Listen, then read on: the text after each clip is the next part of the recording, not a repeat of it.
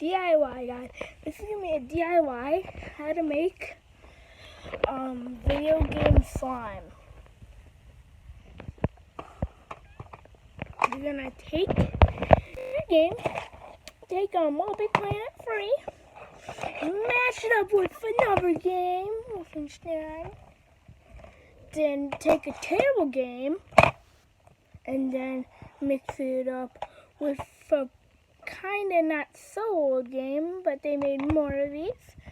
And then you gotta take a part 2 game and place it on top. And then you gotta take a game that's Ragey Jam, that one is. So then after that, you gotta take one that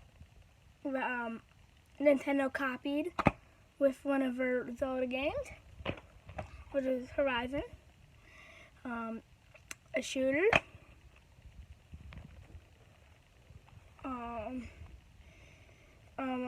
Another Raiden game on the top, another shooter, and then a car game.